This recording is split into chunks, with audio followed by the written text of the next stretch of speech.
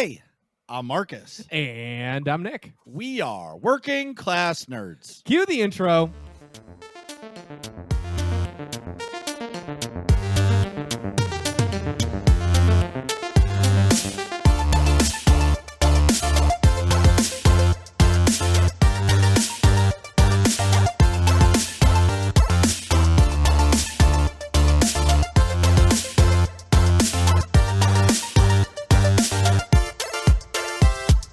That's right, we are Working Class Nerds, the podcast that gives you no information about your favorite information.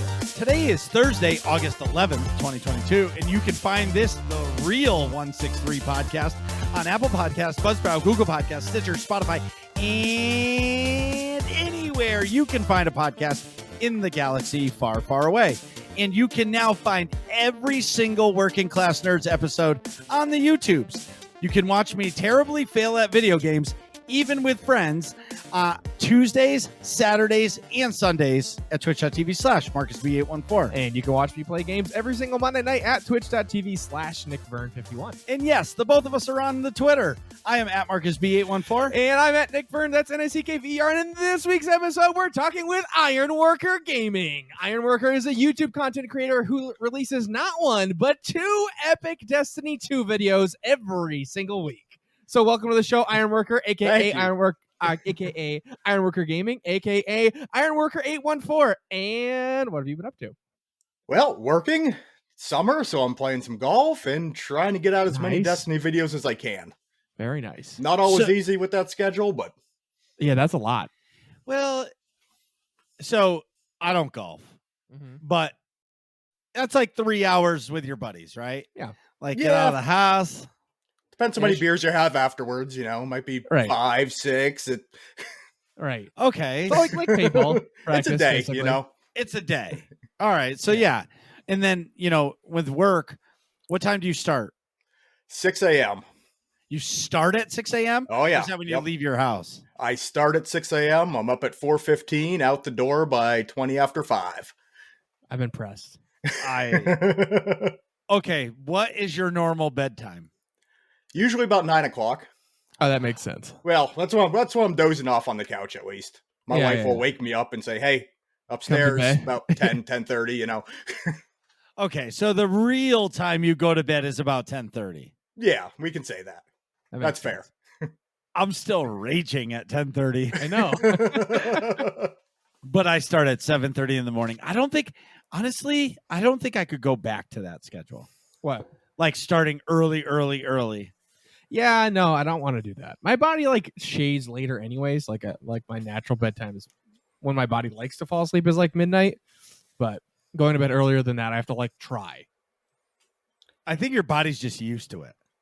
Like, what do you mean? Going to bed at midnight. Yeah, I mean, like I'm usually in bed by like 11, but like I'm on my fucking around my phone for an hour or whatever. Sure, no doubt. Maybe not, yeah. So I have to ask this first and foremost.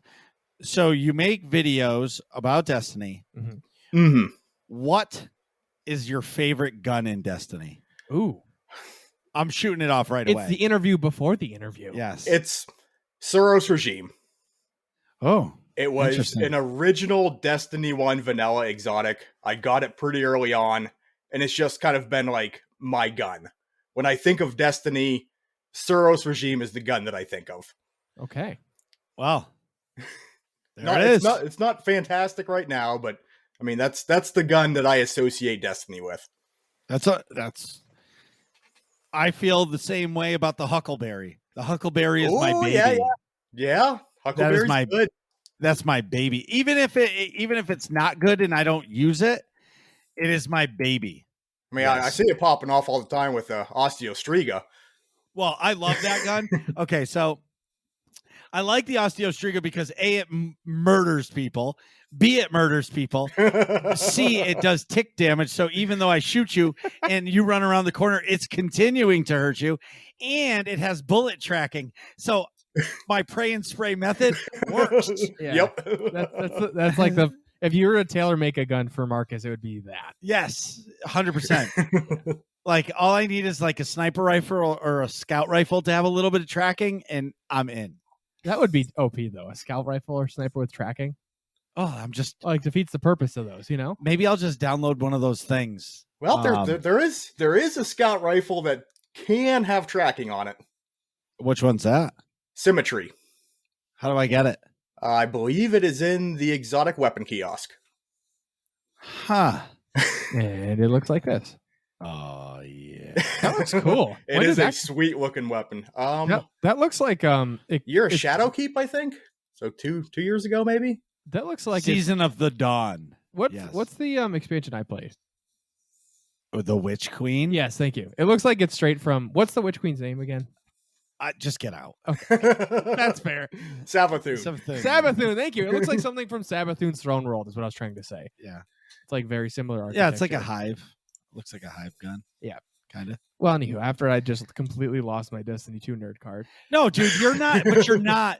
You're a story player. Like, you play the story, you played the campaign. You're like, this campaign is fucking fantastic. Yeah. You played it solo for the most part. You enjoyed it, and then you move on. You're not an MMO style gamer. That's true. You're a story player. So, like, when the new expansion comes out for Destiny, I'm guessing you're going to play it. Yeah. And then you're going to play it, and you're going to go, okay, that was fun. Move on to the next thing. That's pretty the much exact same way I was with Destiny 1. I played it, I did all this stuff, and I'm like, now what? My buddy's like, well, we keep playing the game to get better stuff, to do the stuff we did a little bit better. And I was like, huh? Like, that's it? Yeah. But well, I fell in love with it eventually. It's a fun loop. I get you. It's just, I'm not an MMO guy. That's all. I totally get that side of it. Yeah. I don't care. You can go first. Oh, wow. Okay. So, Marcus, what have you been up to this week? Thanks, Nick, for asking. Wow. See how I just hung you out to dry there? Yeah, you just hung me out to dry. That's fucking great. Thank you so much, Nick. So I forgot I have to ask.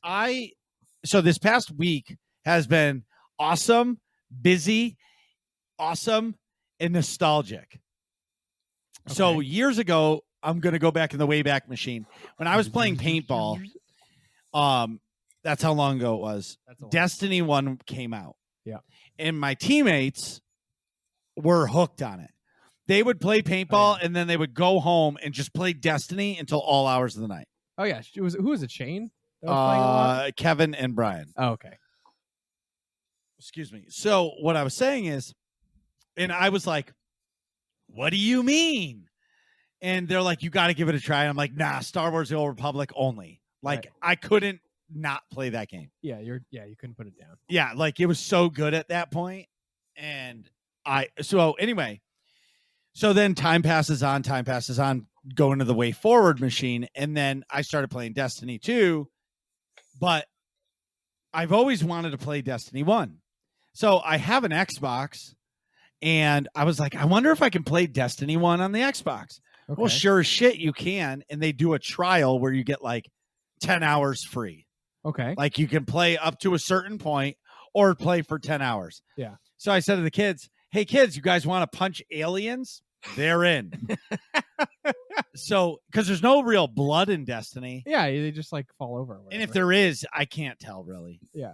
So first of all, going from keyboard and mouse to a controller is terrible. Oh, yeah. You don't know what the hell you're doing at all. It is a stark difference. Yes. Yeah. Like, here's where I'm going to infuriate people. Okay. Stop playing with a controller. It is whack. Yeah, I mean, the aiming's terrible. Oh my God. The movement too. The movement, I can flow with the movement because I'm so used to it. Yeah. From all the years. But dude, the aiming is terrible. I'm trying to shoot this guy in the head and my stick is just floating around and I'm going, oh my God, even with aim assist, this is terrible. Right. You just need that little bit to get on target and you shoot by him by 5 feet and yep. Yes. Yeah. And like for the people who play on console. Yeah. Fuck. You do this every time. I just can't say that word anymore. It's a good thing you don't play like on a console, otherwise you'd just be screwed. I would just talk about Xbox or Play. So if you play on an Xbox or PlayStation, hats off to you because I get murdered by you in the Crucible in Gambit, but like it's really hard. Yeah. Like going back, I should say. Yeah. But so I'm playing vanilla D1, never done it before right now. it's really different. Couple things that I've noticed right out of the gate. The fact that you don't have unlimited primary ammo is the dumbest thing ever. They should just add that to it. Secondly, the tower is very different. Yes. From D1 to D2. I feel like they wanted in D1, it feels more like a mall with like kiosks. Yep. You know what I mean? Like, oh, there's the mall cart guy that's buying the gold. There's the mall cart guy selling the wallets. And then there's the mall guy selling the calendars. Yeah. You know what I mean? Here's the pretzel guy. Yeah. The pretzel guy. Right. Yeah. And that's what it feels like there. Betty's or whatever it is. Right. But I kind of dig the tower in D1 better because I feel like I feel like there's no point for the tower to be as big as it is in Destiny 2. Yes. I understand why they did that for scale, to like have the ship area be like this big hangar area. For scale, I get it, but really, truly, there's no reason why Banshee and Ada can't be next door to each other. It's like they just got to make it more difficult that you have to quick travel to place to place. Yeah. But other than that, the other weird thing is if you're a PC gamer, you are not used to the TV being 8 feet away from your face. Oh yeah, no, that's terrible. It's awful. Okay, and you've got like the the smartphone taped to the wall in your basement that I'm sure you were playing on with the kids. It's a 50-inch, but you're right. It's so far away. You might as well have your phone up there. I'm like squinting at it going, is this just pixelated or is this just terrible? Right? So I ended up standing up like 3 feet from it and it was a little bit better. Yeah. But at the same time, like, unless you have like an 86 like your dad, like, I can't imagine playing a first-person shooter on that. Yeah. Like it would be amazing. Oh, on the 86 would be great. Yeah, that's what I'm saying. That's like playing on a movie theater. That's what I mean. That thing is crazy. I know, but that's what I mean. Like, unless you're playing on something like that, it's not, I don't find it to be enjoyable. Yeah. Like I would need to, even if I played on a console, I would need to have like the screen right here. Yeah. You know what I mean? Nothing in your peripheral. Just right. Right. So I feel like maybe you could get away with that with like a slower paced game. Like, I don't know. No, I tried to play like Breath of the Wild. Even Mario Kart, it seems tricky. Yeah, like it's going to sound like I'm a grumpy grandpa and I'm just bleh about consoles. Yeah. But it doesn't feel natural anymore to be 8 feet away from the screen. Yeah. I think that's not that it's bad. Even if I was in front of the 86 at your dad's, it still would feel like I'm too far away. Yeah. Well, you're using different, like, muscles in your eyes to like focus that far away too. Right. It's different. But anyway, so D1 is really fun. I'll be talking about that every week because I'm making it a part of my weekly ritual with the kids to just, even if they play it with me for 10 minutes, but like on my off stream nights and off content creation nights, I've been playing it and it's fun. Now I haven't gotten to the point yet where they have asked me to buy the game, and I don't know what I'll do at that point because I actually have an opinion about Destiny 1. Okay. And so it's $60, gives you all the content and a level 40 boost, which I don't know if level 40 is the max character or not. I don't know what that is in Destiny. I think it was, yeah. I believe so they give you a boost if you buy it for $60. But I don't know. Okay, so hear me out on this. I don't know if I want to buy it. Like, I want to buy it to play it, but I also kind of wish they would just shut the servers off on D1 and focus 100% on D2 or Destiny Online. Thanks, Gator. Because I feel like if they just made one game, just put all the content on there and you pick what you want to download. So if you want to download a terabyte, fantastic. Right. Like if you want a terabyte you want to buy a hard drive just for Destiny, what do they care? Right. Yeah. You know what I mean? And I understand they would have to do individual patches for individual things. Mm-hmm. But at the same time, I feel like Destiny 1 is just taking resources away from the current game because they're never going to add content to Destiny 1 right. again. It's never being updated again, but to have everything just in like one centralized location would be great. Right. So that's my opinion. I'm enjoying the hell out of it. I finished the Solstice event, got my glowy. Everybody who's negative about it, I'm sorry. I love that event. That is the only event in Destiny that I've played, and I'm a newer player.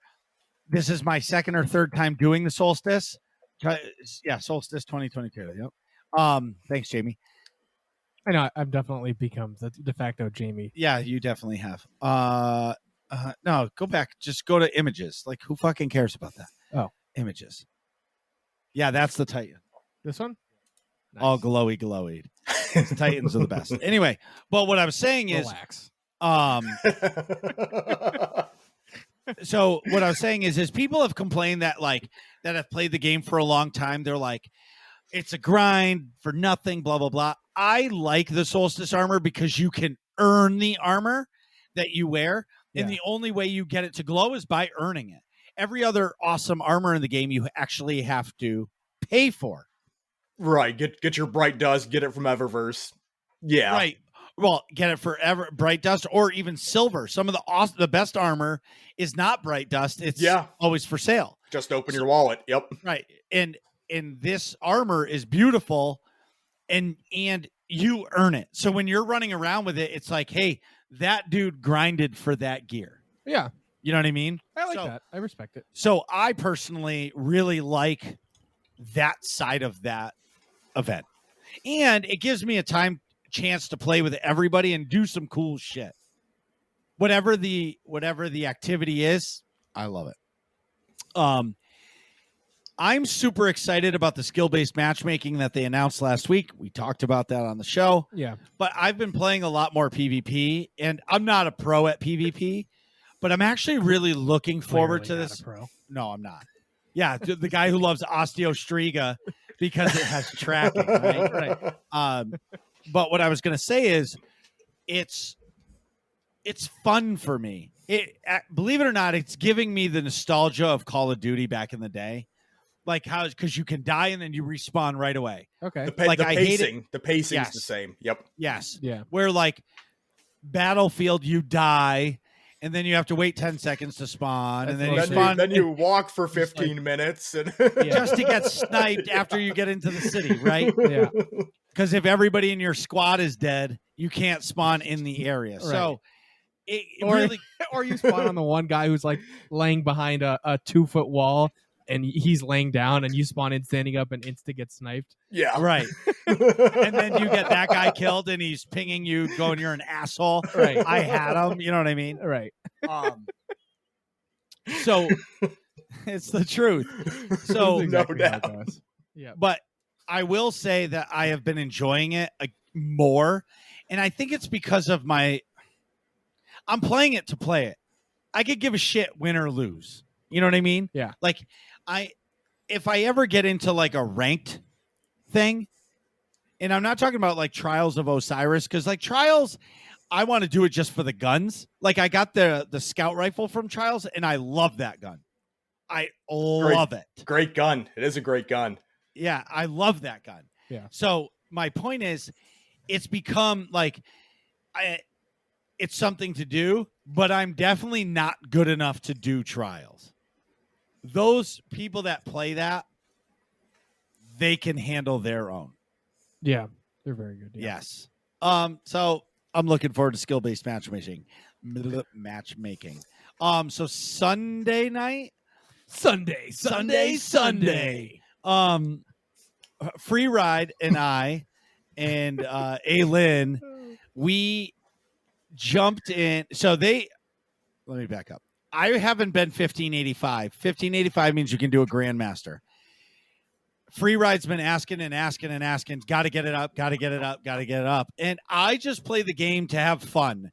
So, like, I never focus on any of the challenges that need to happen. Yeah, it's like grind to get to 1585. Right. Yeah. I didn't focus. So then he was like, did you do this? No. Did you do this? No. Did you do this? No. He goes, what the fuck? Let's go. So we played for probably like, I don't know, 4 hours or something. I don't even know how long we played. Maybe it was Saturday night. I can't remember. Yeah, I was in there for a little bit of that. All right, so it's Saturday, and it's mega. Anyway, so They all so I grinded, and grinded, but we did it, and then we finished it. And he's like, I was like, wow, I made it to 1585. He's like, we're doing a GM right now. I was like, right now? It's like 11:45. He goes, I didn't just fucking grind with you for hours to not do a GM. So I did my first Grandmaster. And what was it? Insight Terminus last week? I don't know. It was on Nessus. Nessus. Yep. So it was fun. I learned that you have to be patient. Yep. And it's all about the high ground. Okay. That's it. Oh, not Insight Terminus. I know which one you're talking about, though. Was it? It has like the drill. Yep. Did your former master destroy your limbs because they had the high ground? So it was a lot of fun. I learned a lot about just the strike in general. Okay. And like little things that you can do that like they're not cheats, but they're like, I'll give an example. So you can stand on, like when you go down to where like the drill area is and there's all these dogs, you just stand on these yellow, like I call them like barricades. You stand on top. The dogs can't attack you. They don't respawn. You wait for the thing to come over to shoot you out of there. As soon as that comes, you run and jump on it and you're out. And you don't have to worry about dying from dogs. Okay. Nice. Right. So that was Saturday night. I did that. It was awesome. Sunday, Ven and Carmen, you guys all know Ven and Carmen's a part of the Day One team. They took me back in there and we farmed it. Okay. I never understood why anybody would ever want to do Grandmasters because it's fucking hard. Yeah. Like there's certain ones like Light Blade or Light Blade. Light Blade, yeah. Yeah. I will never do that on Grandmaster. There's Stupid zero tough. chance. Yeah, and if I do, I'm going to stand at the entrance and just walk forward and backward to keep the server thinking I'm in the game.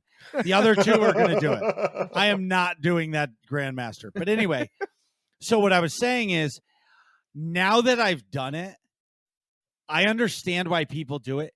You get so much rewards from that. Really? Like, oh yeah, dude, when it was like you hit the jackpot at a casino. Bing, bing, bing, bing, bing, bing, bing, bing, bing, bing, bing, bing, bing, bing, bing, bing, bing, bing, bing, and I'm like, what the fuck is happening?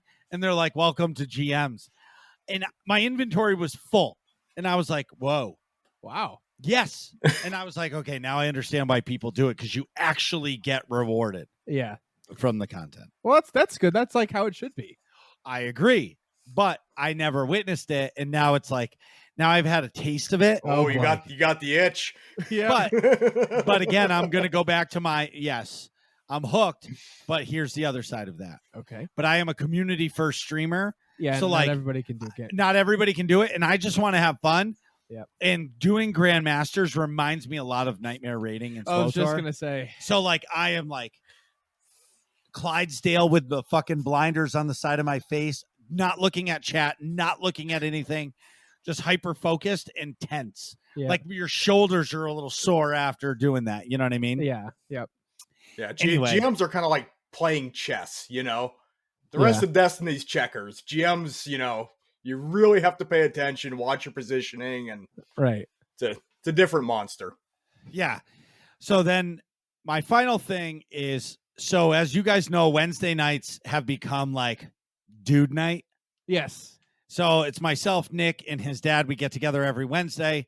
A couple weeks ago. My dad, who's your uncle? Well, right. Yeah. My uncle, his dad, whatever. Yeah. But my point is, dude night was postponed the week before because Nick's dad he's got a lot of sand down under. So he had to get his back cleaned out because he's a pussy. In crevices. So anyway, my point is, you know what's funny? You like censored yourself to say down under, and then called him a pussy. Like you couldn't decide where to say that. No, I didn't know how to explain it, and it came out messed up. We'll take it out. We'll do it in post. Anyways, so we didn't get together. I'm leaving it in. Yeah, no, of course we're leaving it in. We don't edit shit. I know. So anyway, my long story short is, my wife knows it's dude night. And I get home from work about 5:15. Wait, did we tell the Wait, I'll fish tank get to story? it. I'm going to get to it. Okay. All right. And she says, "Hey, great news." What's that? I got movie tickets for tonight. And I was like, cool. And I was like, so what time are you guys leaving? She goes, I got 4. Oh, what are we going to see? Super Pets. I was like, okay.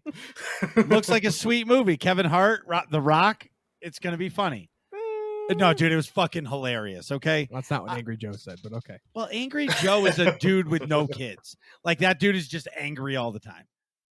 I enjoyed it. There was some stupid bullshit in it, but it was still it was still a good movie and I had fun. But anyway, I digress on the quality of the movie, okay? My wife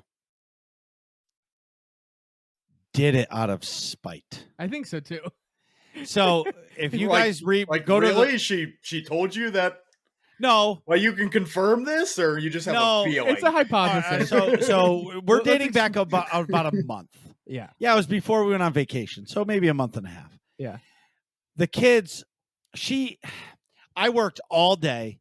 I was exhausted, and I walked through the door. I think it was like 7 or something. Yeah, so it was like pretty late. No, it was a normal time. I think it was like 5:30, but it was hot. I was tired. She didn't work that day, and I get home, and she calls and says, "Can you pick up dog food?" Yeah, you're like in the driveway. I'm in the driveway, and I was like, "What? You were home today. Why didn't you go with the kids?" I got the gurgle. So I go to I'm like, fuck. All right, fine. I didn't even get to go in the house. I just went. And I could have gone right after work, but she waited until I was home because she said my daughter wanted to go, but my daughter really didn't want to go. So now I'm like extra irritated. So I walk through the pet store door, and what's in the big display case? Right in the front. 10-gallon fish tank on sale, $59.99. I can't remember how much it was. I'm like, huh. My fucking wife hates fish. I love fish. You see where this is going. So I was in my irritated state. My kids always wanted fish. So I show up with a fish tank. She's instantly mad. She's like, "You're doing this out of spite." And I was like, "No, the kids really want fish and I do too." She goes, "I'm not fucking taking care of that fish tank." And I'm like, "No, you're not." Okay. So it's for the kids. It's for the kids. It was on sale. It was on sale. That's what I said. Those are my exact words. I got a deal was the words. Okay. So I got the fish tank, blah, blah, blah. I fed the fish for about a week, and I'm just like, you got it. Going to work. And you can say it's an ultimate and dick move. It's not intentional. Okay. No, it's not intentional that I don't feed the fish. I'm just terrible at that stuff. I'm good at a lot of things. Yeah. I'm terrible at that stuff. Like, I'm the type of guy, I love my dogs, but like my wife likes to feed my dogs every single day at 4:30, 4:35, the latest every single day. So by like 3:50, my dogs are like hyperventilating because they know it's dinner time. You know what I mean? Yeah. Where me, it's like, what's the difference if they eat at 4:30 or 5:15? Yeah. There is none. You know what I mean? But my wife is a creature of habit, and I respect that. Yeah. So I think she knew it was dude night, got the tickets, and then presented them like last minute on purpose. And I was like, okay. And I was like, all right. Well, I still would have been I would have been 10 minutes late to the normal dude night time. No, you would have been like a half hour late. Okay, half an hour late, but 45, which would mean 45 minutes. No, I would have been there at 8:35. You would have been there at 9:15. No. Anyways, does not matter. Okay. Zero matter. I'll review the math after this. All right. So long story short is I didn't get to go to dude night, and I was pretty PO'd about it. Not really, because I got to spend time with my kids. And if you have little kids, you know, going to the movies is fucking amazing with the little kids. Yeah, cool. Yeah, because it's big, it's loud, it's everything. It's like no doubt. Spectacle. But I will say, I don't think I'll ever go to the movies with my kids at this age again at 6:30 at night, because my daughter was so exhausted. She's like, "Dad, I'm just tired. I want to go sleep." And I'm like, "All right, you're not enjoying it. We got to do this as a daytime." There's a reason why kids go to the matinees. Yeah, the matinee's the move. Yes, because it's cheap. No doubt. All right. I've been ranting for a while. There's nobody there. I have to move on here, but can I just say one more thing? Yeah. Oh, yeah. 4 tickets, 2 adults, 2 kids, $50. Yep. Guess how much I spent on snacks? Another 50 About bucks. $50. 68 fucking dollars. $68. When she told me, well, it's because my wife wanted a candy. The kids wanted to each their own candy. Of course. I got my popcorn. I'm not giving that up. I got my water. Carrie got her soda. And then the kids wanted something called an icy, which I didn't really know what that was. It's like a slushy or a slush puppy. Yeah. Yeah. Same thing. But Ice and syrup. $68 fucking dollars. I said never again. We're going to CVS. You load up your purse. Right. Like, Yeah. you get the candy. I'll buy the popcorn. We're you done. can get water and stuff too. Just bring a big purse. Put it all in the purse. No, And then you get the only thing you got to buy is the popcorn. I like the how they have like the extra large size bottles of water at the movie theater now. You get those at CVS or the gas But station. then if too. it's not like what I like about the movie theater bottled water is it's ice cold when you get it. So like it's not like defrosted sitting in my wife's purse. Because my wife brings like blankets for the kids and shit. It whatever. Is it the movies or are you guys going camping? It's not. I guess you know what? I'm throwing stones out of a glass house because I wear a hoodie to the movie theater no matter how hot it is outside because it's chilly in there all the time. Dude, I got nothing. Well, I'm done. So Nick, what have you been up to this week? Well, Marcus, I didn't even get to ask you. I was about to. I was drinking water. I know. I was trying to make you look bad. So, in The Witcher 3 on stream this week, I finally got the Cat School Witcher gear, which is sweet. Cat scratch fever. Yeah. So, which is like, Meow. it's hard to get. You have to. Meow. So, it's hard to get because you have to find. You can't just like get it. You got to find all the diagrams on how to craft it, and then once you find all the diagrams, which is a whole thing, in like 4 different locations. Then you got to find somebody who can make it because it's like extra nice armor. And then you get it, and it's only the level 17 version. It's the beginner version. Then you can make the enhanced version, which is like level 20 something. And then the superior version, which is like upper 20s. And then like the grandmaster version or something, which is like in the 30s. So I got like phase 1. It sounds like you're going after, was it the Xenophage or the Lament? I can't remember which one. One of those guns, it was like mission after mission after mission to be able to get the gun. Or the sword. Was it the Lament or was it the Xenophage? They were both kind of extended quest lines. All right. So Xenophage was the one on the moon where you had to solve the puzzles after the lost sectors. Yes. Lament was all stuff on Europa. Which one did you have to do Presage for? That was... It wasn't Lament. Or no, it wasn't Xenophage. Xenophage was out before that. I can't remember. Presage was Dead Man's Tale. Yeah, but there was, I don't know. I love that quest. But anyways, Nick, I understand what it's like to have to grind for armor. Yeah. So my question to you is, now, so if you're level 17 right now and you're using the baby legendary armor, right? Yeah. Yep. Do you have to wear the level 17 all the way till 23, or does it scale? No, it stays at 17. But that level difference is pretty good. I think the armor I was wearing before that was like level 13 or something like that. So it's pretty good. But a lot of my defense is like I can take like potions and stuff, and you can put different runes on it, which give you resistances to certain types of attacks. You can customize the flavor of armor defense depending on the monsters you're facing. So it's not too bad. But then but what's cool about this gear is you can find, so I said it's the cat school gear. There's also like the wolf school, the bear school. There's something else too. Wait. So out of all of those, I picked the cat. Why? There's also the griffin school, which is way cooler. No. Don't glaze over the cat. But what made you pick the cat? So the cat is... Does it have cat ears? No. It's just like blue. Actually, I think the master one has a hood, but that's about it. But no, it's the light armor. So it's light armor, and it gives you all kinds of boosts to fast attacks, like with your sword, and like increases your critical hit chances. So it's the attack style is like a bunch of fast sword attacks. Okay. So like that's the style I was going for. Okay. That's the build I was like, all right, I don't really know. I'm new to The Witcher, so I don't know like Some of the other armors are more geared towards like using the magic stuff or Right. using like being super, like the bear armor is heavy armor and it's like makes you a tank basically.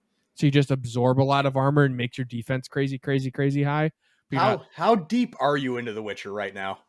I'm still in Novigrad, so I'm in. Okay. I think but I'm about to go to Skellig. Are you a Witcher Nice. guy too? I loved Witcher 3. It's probably one of my favorite games I ever played. Yeah, me too. I don't know, when I first played it, I like wasn't super into the lore. I think I was playing Fallout 4 at the time and was just into that, so I couldn't like put other lore aside. I kept comparing it to things and I couldn't like let myself get immersed. But now that I've revisited it, I'm like all in. Totally. Yeah, I mean, Go ahead. Oh, I really didn't have a point I was going to make. Just confirming. was going to add that it is a great game. Yeah. Well, I think too you were ready for a game to dive into. Yeah. Because you were hard into Horizon Zero Dawn. That's it. You were like in it, right? And you finished it, and then you went through that like lull period of like, oh, I miss Horizon Zero Dawn. It was trying so to find good. something. Yeah, like Call of Duty. Oh, I'm gonna try this. You played Destiny Witch Queen. Yeah. And you played a couple games, and then like I think you fell into The Witcher at like the perfect time. Yeah. Yeah. I honestly, I like I don't know why. Over time, I've always found myself diving into a single player RPG like that. Well, in general, but particularly in the summer. Like, I think 'cause it's so hot outside, it's nice to like escape the heat and just like play a game, which is completely counterintuitive. You'd think that'd be a winter thing, But you do it in the winter too. I know, but like, I don't know. I just associate like, I think it was because like, I don't know. In my head, I associate grinding in Skyrim and the Fallout games like after football practice. Okay. I would like That makes have sense. so it'd be like I was a kid, in high school or whatever. I'd have like the early morning workout or whatever, like super early in the morning, and then it'd be blazing sun outside, and I would just be in the basement playing. That's where the computer was. I set it up on the big screen, and it's like cool because it's extra cool in the basement because the AC in the house makes the basement cool. Well, yeah, I think you're right. I think because in our area, and we live in New England, Yeah. and in our area, I would say the most popular time in our area is fall. Yeah, I feel like in fall, everybody is outside. 100%. Everyone's coming up to look at the leaves and Yeah. But like there's like fall activities, like people do stuff. I don't know. You do stuff outside because it's not. it's moderate. Temperature's mild. Yeah. Yeah. Yeah. So it's like, oh, you can go do like pumpkin picking right, and apple picking. And Yeah, like, during the day it gets to like 70s, yeah. like even at high 70s, and at night it gets to the 40s, and it's like perfect temperature. Yeah, it's in the evenings. It's like, And I'm miserable because I know it's fucking coming. I know. Ugh. But it's nice. You have football season. You can have tailgates outside. You can still do, I don't know, fall, you're doing more stuff outside, I guess. But in the summer, it's like, yeah, you can do beachy things, but like, I don't know. It's so humid here in the summer that I don't know. I don't like being outside for a long I period of time. fucking love it. Well, I do too. Compared to the winter, I'll take the summer all day. But I love the fucking summer. yeah, I like the heat. I just don't like the humidity. I love the heat. I will say though, okay, doing like siding and windows, it ruined my outside work capabilities. And what I mean by that is, let me rephrase. Outside homework responsibilities. Okay, like I care work about- like the beginning part of my career, I worked outside spring, summer, fall, winter. yeah. And when you're outside in the beating sun all day long for 10 hours, Yeah, you get home, the last fucking thing you want to do is mow the lawn. right. The last thing. Tell me about it. Yeah. So I don't mow the fucking lawn anymore. You just pay I got my somebody for it. fucking friends who are landscapers, and Yeah. they're like, Marcus, how much do you make an hour? And I said, it doesn't matter. They're like, it does. How about this? 1 hour of your pay a week will go to mowing the lawn. Done. Worth it. Wait a minute. So I don't have to start a lawnmower. I don't have to bag my own grass. How I far have to will do- these guys travel? Yeah, right. Exactly.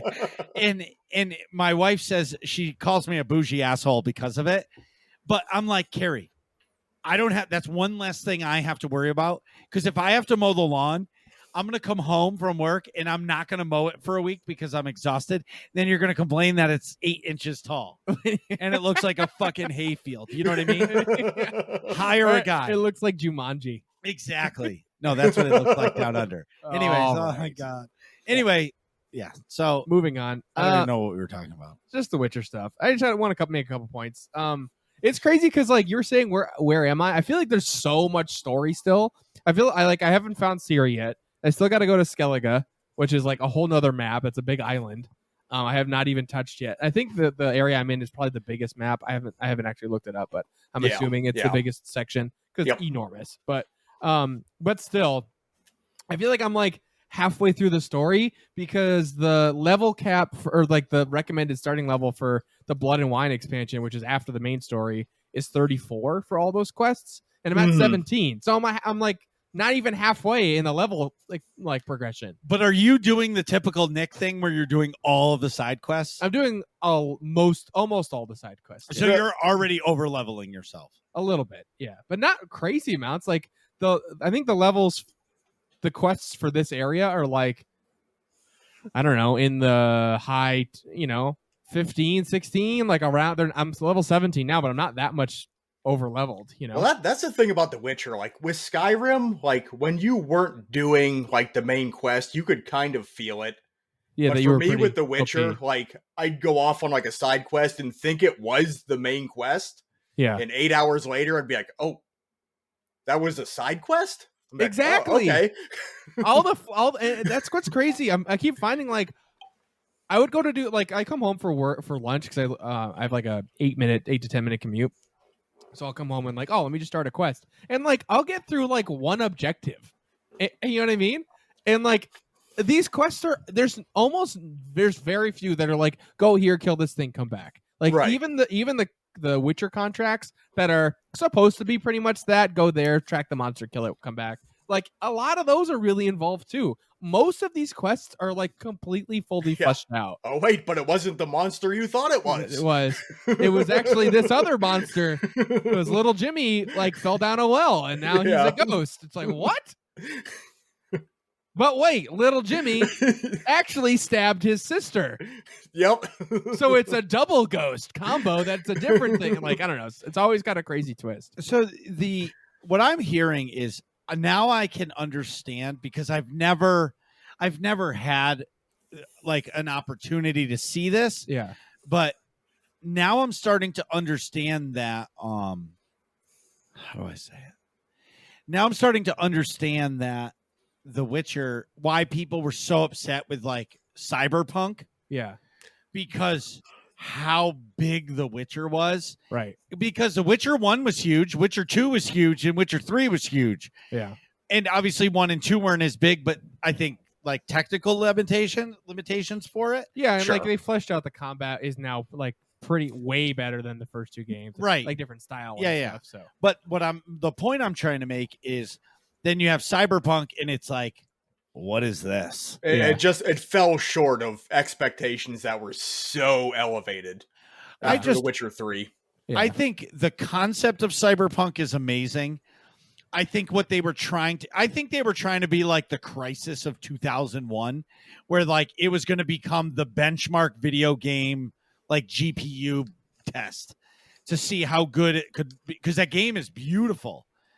I just think it fell short because they couldn't, with the graphical capabilities of 2020, I don't think they could do everything that they wanted to do, and so many resources went to graphics and not the story. Yeah, the time frame that the developers were given, like the one guy was saying he was like shocked when they announced at E3 when the game was going to release.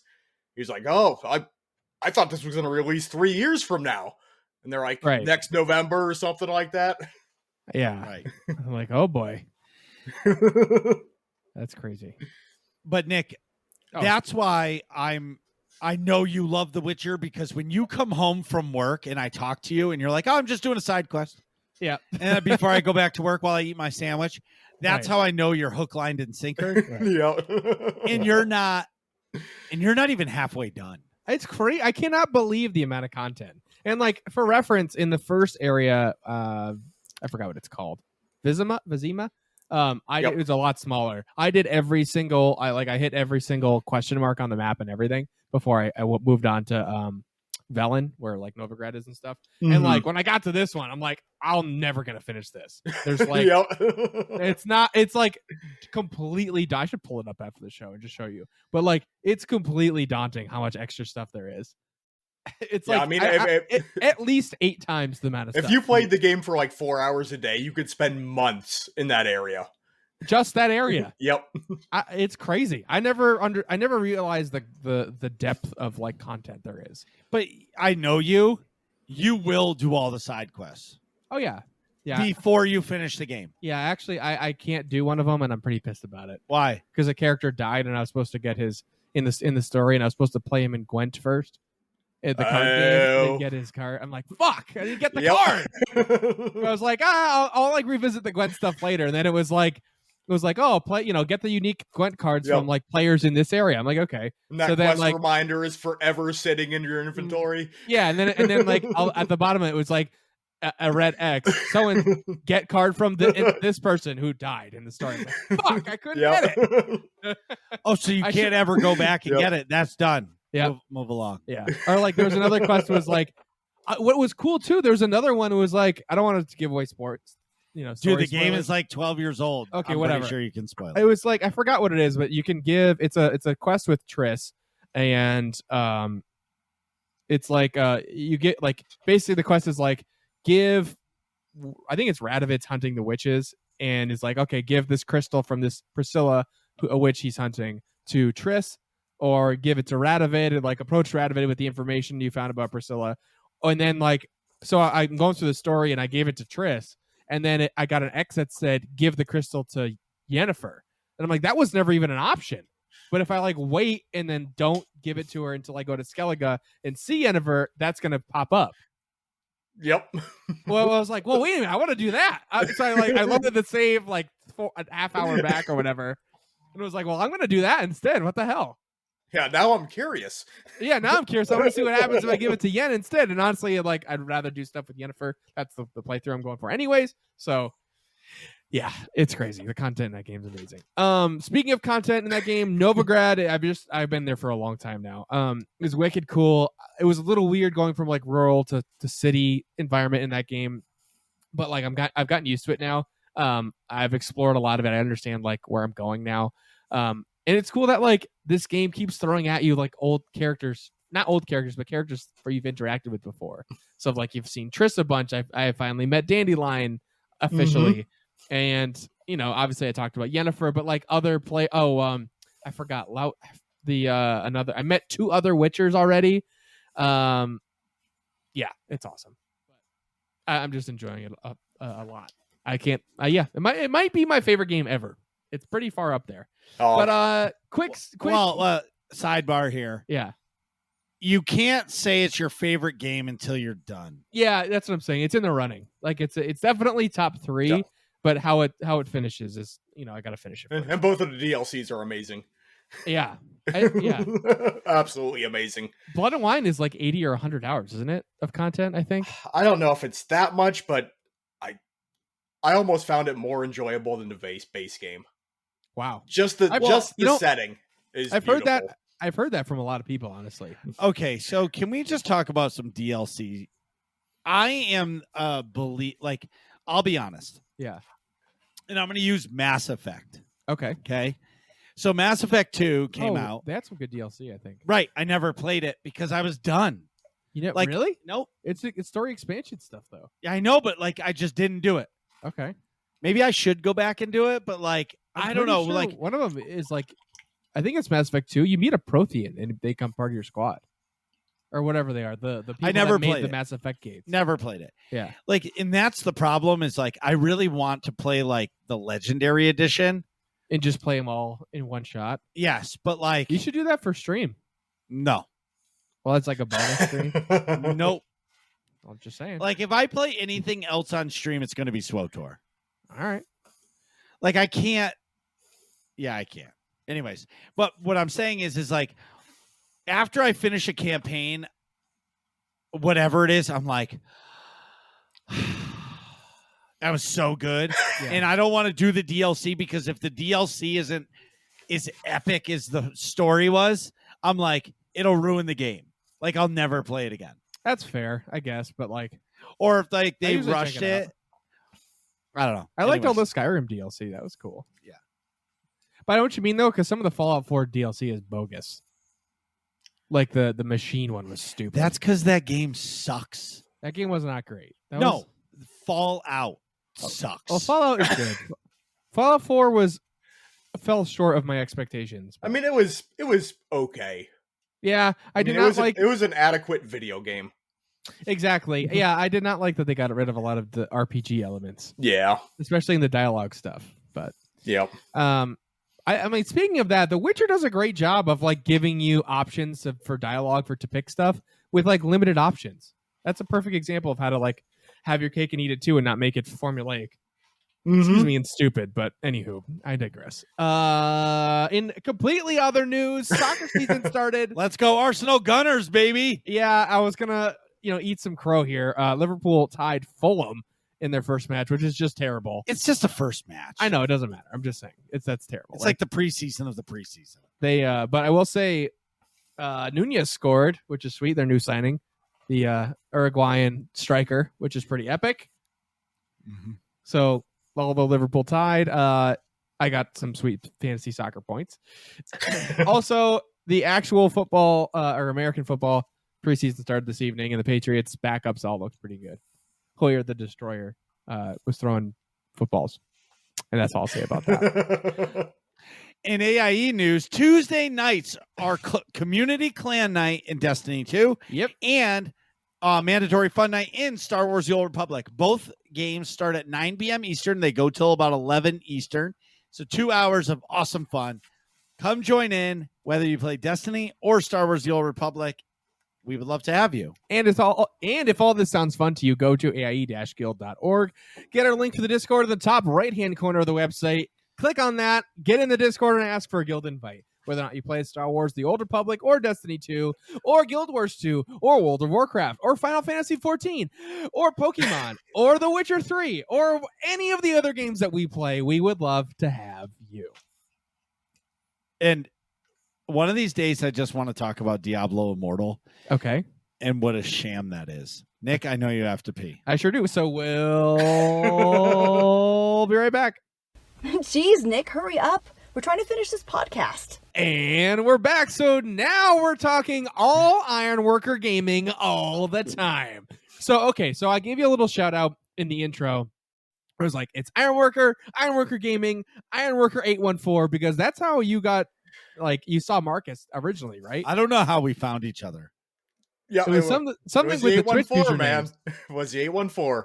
Yeah, Okay. Your Twitch username is Ironworker 814, right? Yes. Yep. Okay. And obviously it's Marcus B814. So what does your 814 mean? That is my area code. Let's see, that's Marcus's wedding. Yeah, I was married in August of 2014. 8 years ago. Oh, okay. Yeah. Actually, your anniversary was Tuesday. Nice. Yeah, and my mother-in-law had the kids. She took my dogs. So my house was empty. Wow. Okay. Like, Was it weird? It's the only way to keep it clean. For a day? Yep. so okay. So coming home to a quiet house was awesome. Mm-hmm. But my clock and my wife's clocks are two different. So we got home at like 10:30 At night? at night. And that's like prime time, baby. Yeah. She's like, "Are you going on your computer?" I'm like, "Nope, hanging out with you." Yeah. And It's the anniversary, sure. and she's like, "Eh." See you later. Yeah. Like I'm gonna chill I'm gonna play my game because she says she's not a gamer. My wife fucking plays so many mobile games. She plays this like Tetris game now and like some Squirtle game and like or Wordle. Or Wordle. Yeah, Wordle. And She's she not- plays all these computer games. She was addicted to Candy Crush for a long time. I'll never forget. She says that I have a problem. But I remember she was playing Candy Crush and she's like, "Marcus, do you have your debit card on you?" I'm like, "For what?" And she's like, I got to get more lives for Candy Crush. I'm like, what do you mean by lives? She goes, well, I won't get another life for another 8 hours. I'm like, that's wicked fun. what do you mean? She's like, I need more lives. I'm like, Suck. you run out of lives? And Yeah. she goes, yeah, if you lose. I was like, well, suck less. And she's like, I see how it is. You can buy whatever video game you want, and I can't buy lives. And I'm like, all right, go ahead. Well, then, like, the credit card statement came back the next month. It was like $1.99, $1.99, $1.99, $6.99. And there was one for like $39.99. She goes, Marcus, it was a daily special. You got like 200 lives for $40. I was like, wait a minute. You're buying lives just so you can play more. I'm like, why are you dying? She goes, it's really hard. And I'm like, you're a gamer. She's like, I'm not a gamer. Gaming is weird. I don't do it. I'm like, what do you mean? you're doing it right now. So and she would never let me look at like her screen time on the games. Oh yeah, Because I'm like, yeah, you're fucking addicted it's to like 5 hours a day, 7 right. hours. Well, a day. whatever. Anyways, moving on. Back at the ranch. Yeah, I don't even remember what we were talking about before. Oh, the 814. Ironworker 814. So we get your area code is 814. So why Ironworker? I am a union ironworker by trade. That is what I do. So you build bridges? Well, bridges, like office buildings, skyscrapers, beams, columns. If it's made out of steel in construction, I'm putting it together. All right. That's so cool. I'm going to call out your office real quick. So in the back of your office, there's the 1930s worker sitting on the I-beam. Yes. In New York City. Okay. Yep. A photo of that. So that has been a point of contention. It's one of my favorite pictures of all time because it shows like how it was back in the day, right? Like there was no safety, anything. Right. You got right. like skyscraper iron workers in the 30s were the highest paid workers there were, but the survival rate was terrible. Well, yeah, because you just all. And honestly, not many did, but a lot of injuries. A lot of injuries. Fuck that. So, but my point is, the point of contention is there's a lot of people that say that photo is staged. I'm sure it was to a certain extent. I don't think they were all like, hey, let's go sit on that I-beam and eat lunch. Yeah, I'm sure they posed for the photo. Yeah, I'm sure the photo was like, can you guys just like sit on that beam and pretend like you're eating lunch or reading the newspaper? And they're like, yeah, okay. See, I don't think so. I think if you went back in the day, I don't think it was like it was. They didn't have phones. You know what I mean? Like, yeah. I remember before, like phones, like there was cell phones, but it wasn't like it is today, where like at lunch was the best because you all talk shit and it was just hanging out, smoke cigs, ripping butts, ripping your lunch, whatever it was. You know what I mean? Yeah. No, and like I that remember. to me, like if it's staged, it's staged. Like I don't care. But that right there shows like I'm a tradesman as well. I'm a cabinet maker. And like that right there shows what like life is like for us. Yeah. And now I don't sit, 40 stories in the air, but I do understand that atmosphere. I will say, I feel like the worker. So, like, I've worked a bunch of different jobs. I've worked with you, obviously, doing construction stuff, like interior, carpentry type things. Mm-hmm. Then, like, I worked in the ER for like 4 years as an ED tech, and then like I work in an office now for the past few years doing clinical research. But the best lunches, I think, of those three were definitely working with you. Yeah, like not just like because I get to hang out with Marcus, but like you're working like manual labor type stuff, right? And then like I would have a folding chair in the back of my car, so I take out the folding chair, you sit down, you're like half on your phone, but you're half like talking shit, and like your brain switches modes. You're still with the same people, but like you're in like relaxation mode, and now you get like, I don't know, it's a totally different vibe. It's way different versus like when I was working in the ER, you take your lunch, but like it's so chaotic and crazy. It's like you have to like de-stress, and it's almost like better to not talk to anybody, because you're talking to patients the whole time. Right. And You just it's want like more time by yourself. So exactly. So it's like, it's not like you enjoy the lunch, your lunch break, but it's like you almost need the lunch break. It's not like this like treat I get. It's like, oh my God, thank God. No and then doubt. like, yeah. And then now I work in an office. It's like, I'm not, especially this office, everything is so spread out that like I don't really talk to a lot of people anyways. I'm doing a lot of stuff on the computer and sending emails, and then like or like get stuff in patients charts, and then like I just leave for lunch anyway. So it's like I'm kind of by myself the whole time anyways, which is fine. It's not like super lonely, but it's just the fun vibe is not there like it was like when you're doing the menial labor type. Oh, job, for sure. you know? Yeah. I mean, you form a bond with the guys you're working with when you're doing, physical work.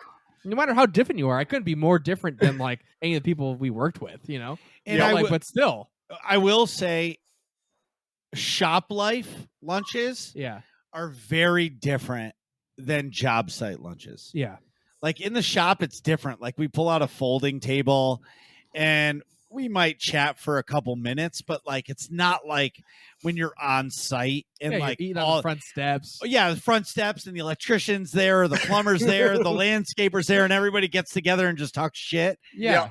I feel like I'm at an Andrew Schultz stand-up event, for 30 minutes. You know Right. what I mean? No doubt. It's awesome. So, and you're like, what the fuck are you eating? You got 3 munchkins and somebody's eating salsa. Like, yeah, it's awesome. I'll never forget this dude. I'll call him out. His name is Rashard.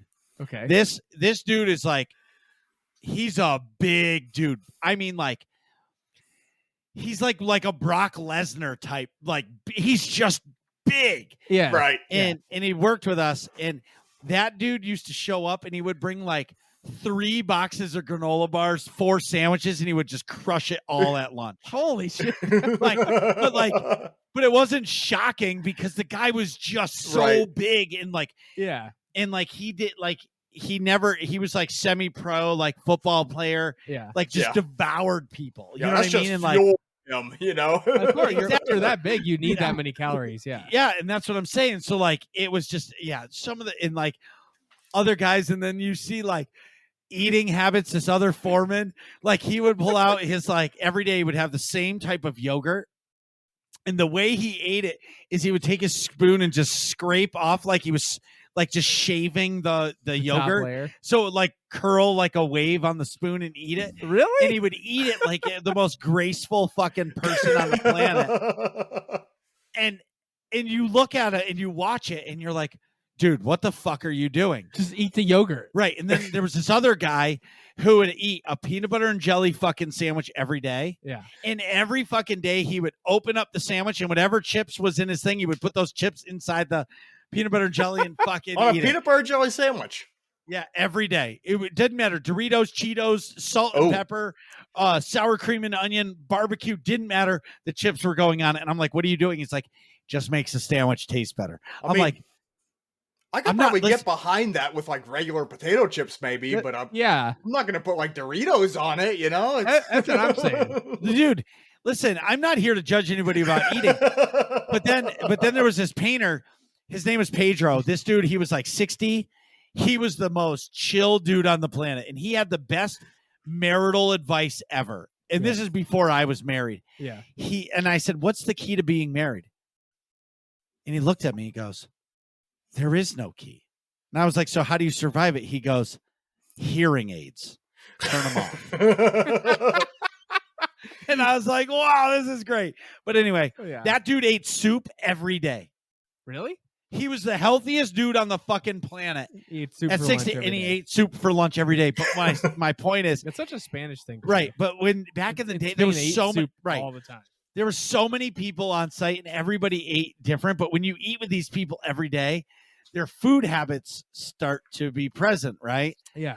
And then I always called it the New Year's Eve, the New Year's resolution. Yeah. All the guys who like wives are like, you need to go to the gym. They come in with like a salad for the first week, and we're all like, oh, it's New Year's Eve, New Year's resolution. Now shut the fuck up, Marcus. Marcus, I'll trade you my grilled chicken for that bag of chips. Right. I do like grilled chicken. Yeah. You know what I mean? So yeah. Anyways, sorry, that was a complete rant. But anyways, tradesman. When did you start with YouTube? And why did you pick YouTube videos versus streaming or other like a live streaming? Okay, well, it started right when COVID started. Okay. Our job shut down because of COVID. Company didn't know how to handle it, know how to handle the regulations that were being implemented, and Yeah. I always loved Destiny, so I was like, I'm gonna start streaming Destiny. Okay. So streaming is where I tried to start until I realized I couldn't talk to myself for 4 hours. Yeah. Without viewers, nobody's coming to watch your stream when you first started. No. And I couldn't carry on, and entertain people when I didn't even know they were there. Right. I totally get it. Thank God I have like we had the podcast set up like first, and Marcus was streaming long before I was. So like I would just get carryover from the podcast. Like people that were fans of the podcast would hop in the stream sometimes. So like that's how I have folks in the chat. But like, and now it's a little bit more regular. But yeah, I remember. I think it was like the 4th live stream I ever did. A guy came in and said something, and I just wasn't expecting anyone to be in there, and I completely missed it. Oh yeah. And I saw the comment, and I'm like, someone just tried to talk to me, and I missed them. Completely ignored him. I felt awful, absolutely awful. So I went and looked him up, and he was streaming. So I went into his stream. I'm like, dude, I am very sorry that I didn't respond to you. I didn't see it. I'm not used to people being in the stream. And he's like, oh, don't worry about it, man. It's super cool that you looked me up. He was my first Twitch subscriber. I was like, that's awesome. Oh, that's awesome. Well, that's amazing, right? Yeah. Nick, my first live stream, Nick was the only one there, and he helped me get through it because it was rough. It's really awkward. It is really to like, especially because like you kind of want to, you don't want to just say like be playing a game in silence, especially if the content's not super like story or like engaging. Right. So like you want to like be talking and through what you're doing, but like if there's nobody there, it is really awkward. Yeah, you either better be really good or really entertaining when you first start, or else it's gonna be tough when you get going. Yeah. I'm actually gonna disagree with that completely. I think when you first start, it doesn't matter. It doesn't matter. Like you're just you're just at the bottom of the list, and it's gonna take somebody to click on your name. Like you found me with the 814, you know what I mean, or something like that. Yeah, you just click on some random person, scroll down and click on your exactly. Yeah, and you get the jump start. So fast forward, you tried streaming, but like video making is not easy. Well, all the YouTube or streaming social media channels were like, if you want to start on Twitch, you should have a YouTube channel to supplement it. They said, start doing some videos on YouTube, then move your audience over to Twitch and just start bouncing it back and forth.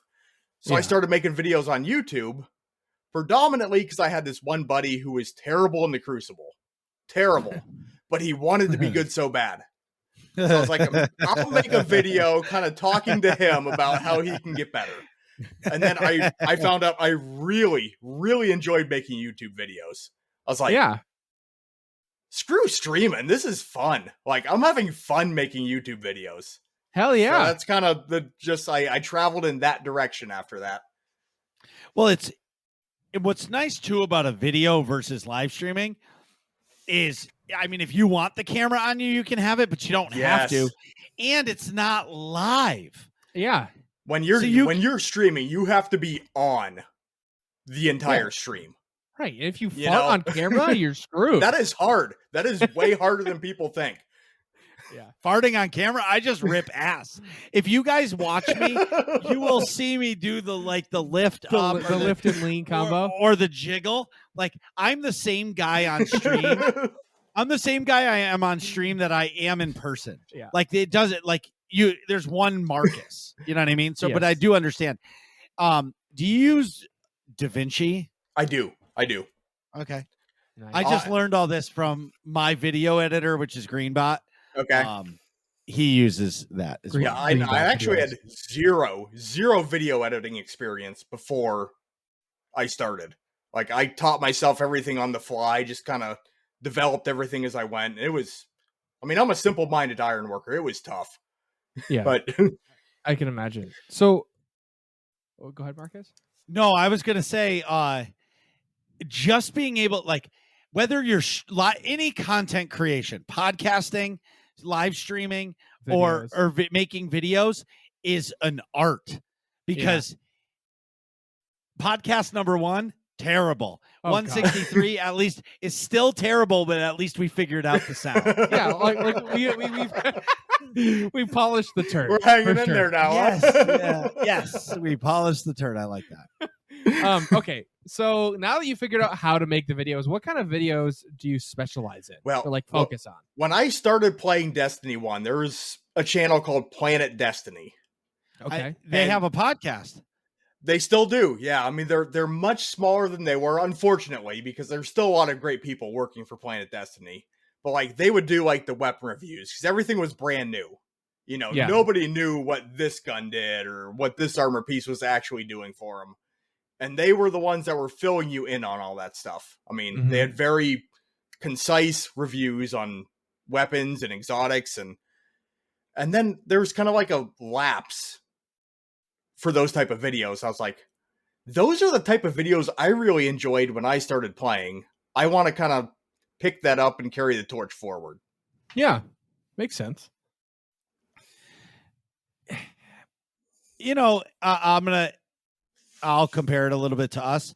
Hazel and Gator, they're the hosts of the Guardian Down podcast. They're a Destiny podcast. Great friends of ours. Yeah. They're awesome people. They do community questions, and they gave us the idea for us to end up doing the working class questions. Yeah, because our community. like Absolutely. they get 20 something voicemails a week. They get so many questions asked every week, and I was like, oh my God, we got to do that because it like connects the community to you. So we get Yes. it. What would you say your favorite video game of all time is? Whew, that is tough because my video gaming career kind of came in sections. Like I started out Dragon Warrior 4 for NES. It's Dragon Quest now. They rebranded the series. Okay. But when I was like 8 or 9 years old, it was like the first JRPG I ever played. Loved it. Yep. Absolutely loved it. Then in my junior high, early high school years, it was Ocarina of Time. I fucking love that game. Dragon Warrior 4. Love it. Anyways, Way back. wait, when. did you say Ocarina of Time? Yep. Great game. That's an amazing game. No doubt. No doubt. And then That fucking game is so good. Nick, you ever want to get me a gift that I will appreciate? Buy me that game for the NES. You ever see Dragon Warrior 4? oh my God, if you could find a copy of that under like $300 anymore, I know, I'm looking at it and it's like $150, $200. It's like, Jesus. not a bad deal. Not a bad Yeah. deal. If it has all the maps and like the weapon charts that came with it back then, Wow. I wish I would have Yeah, if you framed have- those and hung them on my wall, you know? Yeah, if you can find a complete game, like not just the disc, Yeah, or, just the cartridge Yeah. is reasonable, but everything else is a lot. yeah, Oh my God, $345. $400 for the complete set, and it's all worn and wrinkled and everything. Yeah. No doubt. If you if you search for like a graded one, I'm sure it's thousands. Just put graded. I'm curious. They don't even have any sealed. They don't even, yeah. Don't even Well, this exist one's- anymore. This one's opened, but it's clearly Yeah, not but that's- good quality. And it's No, it's good. $500. Yeah, it's that. But like, I'm sure somebody has a brand new one that's sealed. Yeah, it's never gonna been open. It's graded. it's gonna go to That'd be fun. auction in 20 years and sell for $2 million or something like that. Yeah. Wow. But now in my adult gaming career, the game that got me back into video games was Battlefield 3. Okay. Battlefield 3 was good. game. Yeah. That was like the turn of the graphics too, where like Yep. you saw how dope Frostbite was. Yeah. Because like Frostbite changed with Battlefield Bad Company 2, but when it went to was Battlefield 3, pretty you good. were like, Yep. whoa, what is and you're playing Call of Duty now with the same engine that they were using in 1999. Yeah. Like, yeah, I remember actually Battlefield 3 was when I was like, yeah, we played Bad Company 2, whatever that Call of Duty was. I think Black Ops or Black Ops 2, something Yeah. like that, in that Mhm. rough Yeah. time frame. And then I remember seeing the trailers for Battlefield 3 and being like, whoa. Like, Dude, all of the our paintball buddies, like, we have to play this. Yeah, dude, in the M4. Yeah. Yep. Oh my god. It looked perfect. It looked perfect in the way it shot. Oh my god. And the So- jets. We're going down nostalgia train when we're trying to talk. I know. Sorry. But I no, I kind Okay. of dodged the question there. Favorite video game? No, but we like hearing about the stages too. It's part of the Destiny question. 2 is without a doubt the game I've logged the most hours on and committed the Okay. most time to. But that doesn't mean it's your favorite. That's true. That's true. So I'll just say mine real quick. Mass Effect 2 is my favorite game. Like forever I said Castlevania Symphony of the Night, but like whenever I think of my favorite game, that's the first game that pops into my head because I remember when that game ended, I was sad. I didn't play games for weeks because I was so sad that game ended. Yeah. You know what I mean? Like, so I probably logged the most hours in Star Wars The Old Republic, and I love the game, but that's not my favorite game. Yeah. Yeah, if I were to rate my favorite by just kind of like my heartfelt reaction at the end of it, I would say Witcher 3 when I got the bad ending. Oh and boy. I didn't understand why, and I was just like broken for like a day. I was like, what did I do wrong? Like, Right. why did this happen to me? Rip that guy. I know. No doubt. And that is why I keep doing like a new save every time. So now I have like these hundreds of saves. I can pick a spot. Like, all right, here's where I went wrong. Yeah, we're gonna correct it from here. We're gonna do it right. but Rewind. Yeah, but what if you have to go back like 6 hours? Probably 60. But that's what I'm saying. Like, is it worth it to go back 60 hours? Why not? If you don't have to feel like I felt, yes. Yeah, if I go, I'm telling you right now, if I go through and I get the bad ending, I am 100% going back and redoing. Wow. Yeah, that maybe not from the start, but Final Fantasy 9. Final Fantasy 9 got me too. So I think that was the last one released on PlayStation. Yeah. Ugh. I'm not a JRPG guy besides Pokemon back in the day, but I can understand. Yeah. So that kind of I appreciate it as like art, but it's not my favorite flavor, if that makes sense. It's how I learned. It's how I was learning to read when I was a kid. So Oh, no kidding. got a special place. Yep. Yeah. I think I was 4 when the original Dragon Warrior came out. Wow. And I started playing it. My mom's like, "You can understand the words on the screen?" I was like, "Yeah." Kinda. Well, that's cool. Because it was all text based back then, you know. It wasn't... Yeah, of course. Coming across the screen. Yep. Mashing A to have it like load faster. Yeah, I don't want to read this. Yeah. I love Dragon Warrior 4. I loved Chrono Trigger. Final Fantasy 7 is probably my favorite JRPG of all time. Okay. Fantastic game. I think that's a popular opinion. Well, right? PlayStation 1, but like, Yeah. it's because me and Rick G played it for like 90 hours straight. But my point is, Just pizza and I Mountain Dew. think this, you're kind of answering it, but it's kind of a good question to ask. Would you consider yourself a PC gamer or a console gamer? Console? Yeah, I said it right. Now PC, but shit, you know, it kind of bounced back and forth because I remember playing Quake when I was like in 9th grade, dialing up the GameSpy on like my 56K connection and playing Quake in like 16 versus 16 lobbies and absolutely loving it. And then I shelved it and went back to console for a while and Yeah. Quake. So- That was one of the PC original. gamer now for sure. But Yeah, of course. What console do you own? I own PlayStation 4 and a Nice. Nintendo Wii that's been packed up for a little while that we break out every now and again. Yeah. I have a Switch, a PS4, and a PC, obviously. I will be getting a PS5 though. Yeah. You can get them for MSRP sometimes now. Really? All you have to, the best way to do it, believe it or not, is go to GameStop, Amazon, and there's one other one. Maybe it's Target, where you just fill out the request for an invitation, and they'll Even. I've seen people posting on Reddit and stuff that they've been like walking in the store and there's 8 on the shelf. How long have they been out now? Year and a half?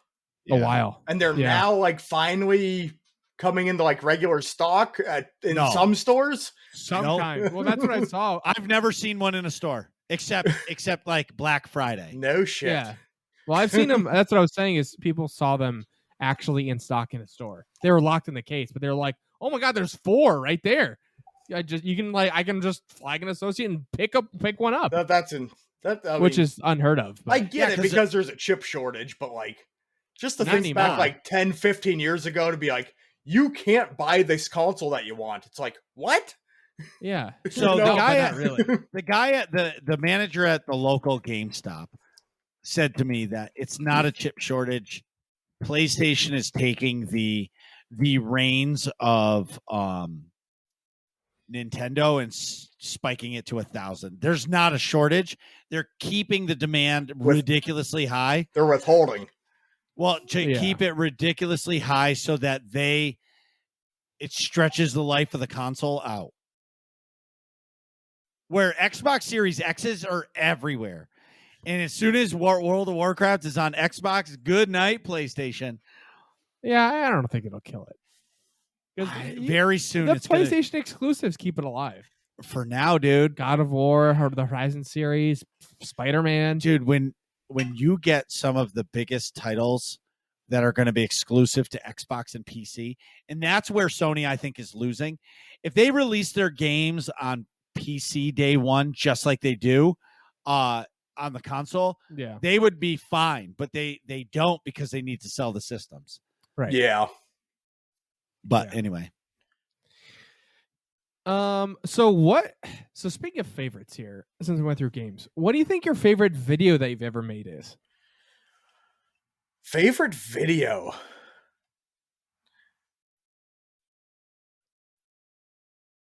My best performing video was one about a heavy machine gun buff, like a year ago. And I never thought people were going to take to it. I was just kind of like throwing it out there as like machine guns got buffed by 20% and this is the damage they're doing. And like people just like flocked to it. And they're like, you're the only one who's covered this. And I was like, really? So it made me a lot of views and some money. And I guess I'm very appreciative for that video, but I made a video with Vex Mythoclast maybe 2 weeks ago. I called it Stacked. But that was the most fun I ever had making a video. We're cutting that part out because that gun is not allowed to be mentioned on this podcast. Oh my God. 38 runs and I still don't have one. Don't worry, like 80 more, you'll get it. Fuck. No, I mean, not everyone's gonna get it on their first run. Or your 38th, like Marcus. Did you end up getting it finally? No. Okay, you're on your 38th to be continued. Yes. Yeah, fuck that gun. You know what bothered me the most is we farmed it an entire night. It was all on stream. 6 people in a raid. 3 people don't have it. 3 people have it. The 3 people who have it all got it again. Wow. Yeah, that's. I feel for you. I feel for you. What you call a kick in the pecker. Yep. But I guess making videos is not easy, right? At all. How long is your editing time like? Start to finish for me to produce one of like my full length weapon reviews, about 20 hours. Whoa. Okay. That is a lot. Yeah, that's a lot to squeeze in with a I can't say I'm the most efficient editor in the world, but I mean, I do my best, and yeah, probably 20 hours of work time. Damn. But that's okay. So so if you're doing 2 of those a week, I'm just saying that's a whole that's 40 hours. There's no time for you to stream. No, you know what I mean? Like that's what I'm saying. So it's like that. It's that balance. And what's nice too is you're just sitting in you could be wearing no pants like you're flying an X-Wing. You know what I mean? and nobody would know because you're just producing the best quality video. Yeah. But this is a 2-parter for me. What drew you to Destiny 2 videos, or did you ever make any other type of videos about a different game? I never made any other type of videos. Like I started with Destiny 2, and a lot of like the YouTube, help creators that I would turn to basically said it's channel suicide to start another video early or start another branch into another game early on. It's just like, Yeah. I love Destiny 2. I have no reason to look elsewhere to start other videos. So I'm just, Makes sense. I just figured I'd stick with that for now. Have you ever done a gun review on the Osteostriga? Yes, I have. What about the Huckleberry? Yep. It was All right, only a PvP review with the Huckleberry. Ooh, sounds like I will give you the video footage of the PvE because that thing murders. You just hold the trigger down when there's a big group of people and you never run out of bullets. It's like the ultimate pray and spray gun because it auto reloads every kill. Oh, really? Yep. Auto reloads. And that's awesome. You don't even need to aim because Huckleberry has Rampage on it. And Yes. every other weapon with Rampage got knocked down to the 10, 20, 30% damage increase. Huckleberry still has the 20, 40, 60. Ooh. So yeah, you're doing 60% more damage for killing 3 red bar enemies. It's and good. it doesn't It's real run out good. of ammo. Yep. 0 ammo. Wow. It's the best. People say it's amazing in PvP. I wouldn't, that's not my PvP gun. In PvE, that shit is amazing, especially in like a dungeon or dungeon raid, Whatever. strike where there's a lot of enemies. It just murders everything. Yeah, because you auto reload per kill, and then you get more damage per kill too. The best part about it was a year ago, primary weapons did not have infinite ammo. So, and 750 SMGs had very bad ammo reserves. So you'd run out of bullets just holding the trigger down. Right. You'd be killing everything in sight and you'd be like, tick, tick, tick, tick, tick. I got no bullets left. But now it's just like you go on a spree till all the enemies are dead. A lot of fun. Yeah. That's awesome. Oh, that gun is so good.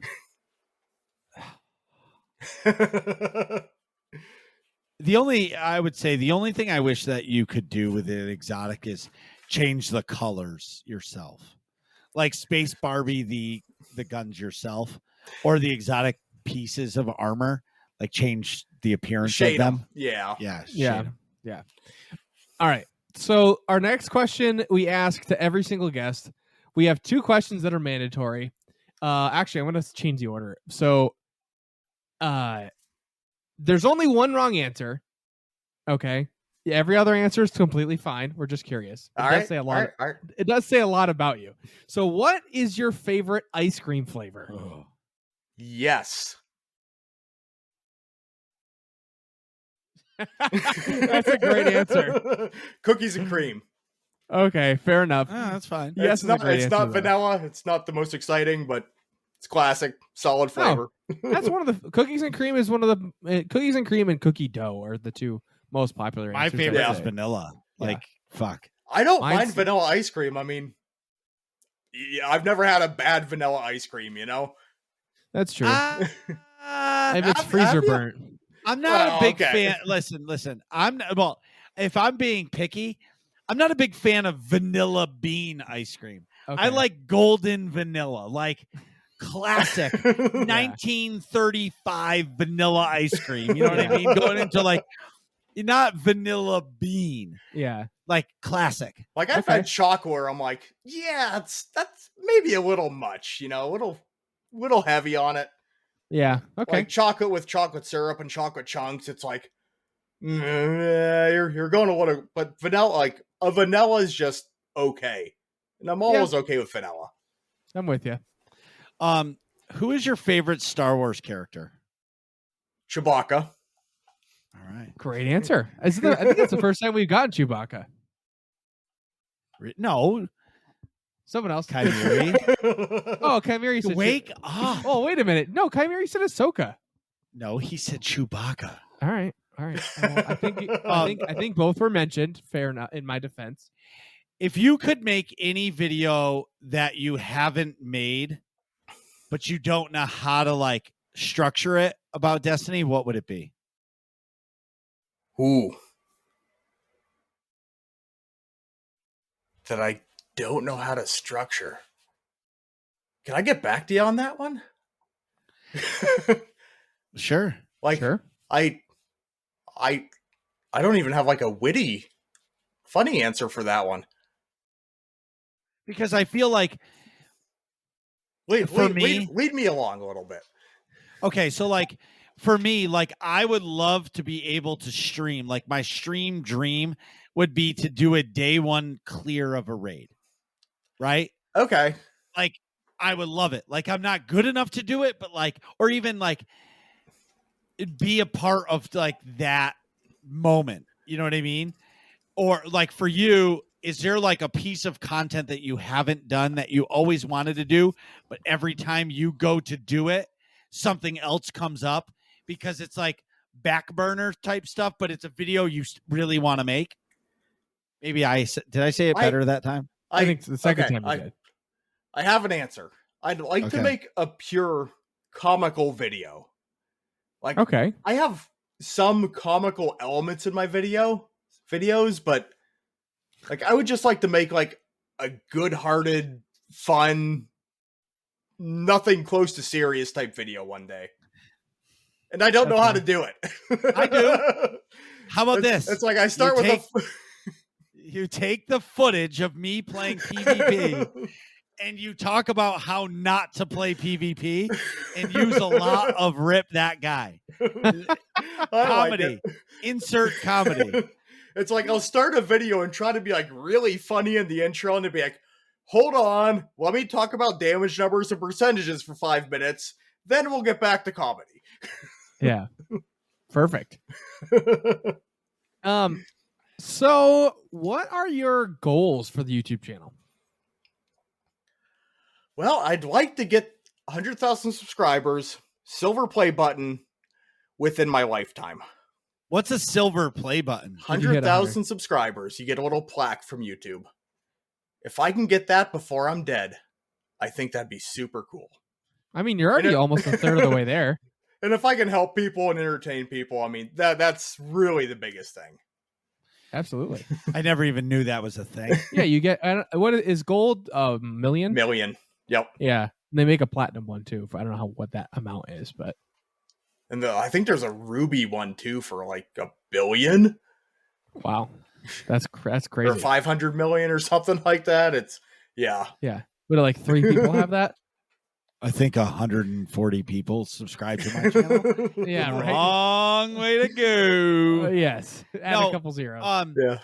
Well, I think as long your content is wholesome, it's informational, so people love it, and nobody else does it. If you like, for me, I know. Okay, I'll give an example for me. What I've liked about your videos that I've seen, and I've only been around your channel for a month or so, is that I don't know what God rolls are. Everybody tells me to go to. They don't exist. Well, they do. My Secession sniper rifle is a God roll. That thing murders. But again, I go to Light GG and they're like, "Oh, this is an S tier, which is the God roll supposedly." But then I use it and like another version of it that I have, I actually like better. So like it's hard. So my vault has 30 guns of the same thing because I have no idea what to delete. But the other thing is I'm never going to use the gun, but I never delete it. I've always said the God roll is the roll that works best for you. But I don't know. And your situation, whether you're taking the PvE, PvP, what feels good. It's a term I rarely ever use in my videos. I hate the word God roll because I feel like it's going to vary from person to person. That makes a lot of sense. All right. So what is your favorite YouTube moment that you've had? Or moment in your content creation? And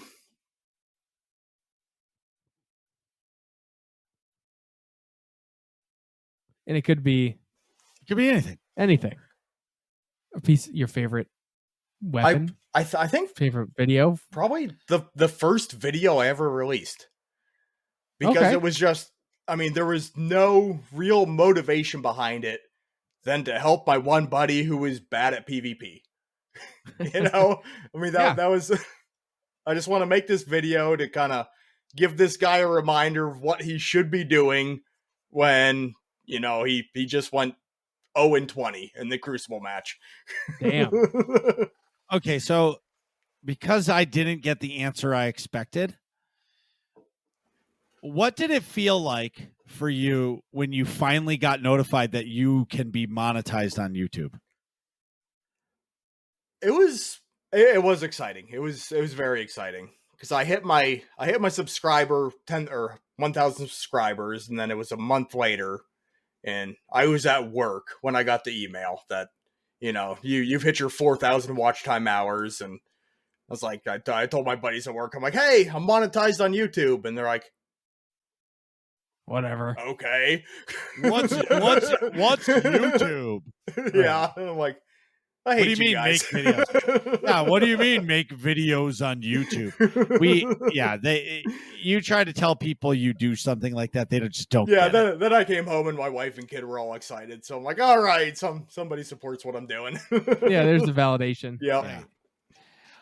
Okay, everybody, you ready? It's time for working class questions. Let's jump right into it. I'll go like a music cue or something. That means that's one more thing we have to edit into the podcast. Never mind. It's going to be me saying working class questions. So first things first, Marcus, you want to go first? I do want to go first. Okay. Atrax asks, what historical disaster do you think would be the most traumatic to be a survivor of? Example, Pompeii, Titanic, hurricanes, earthquakes, exploding oil rigs, etc.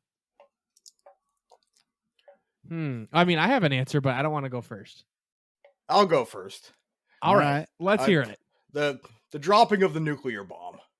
Ooh, that would be terrible. It's a historical disaster. I mean, that would be terrible. I mean, because even if you survived it, the radiation. I feel like it'd be way better to just get melted right away than to get the radiation poisoning and die over like a month. Yeah. Ugh. Mine would be good call. I like yours better than mine now. Mine would be the Civil War.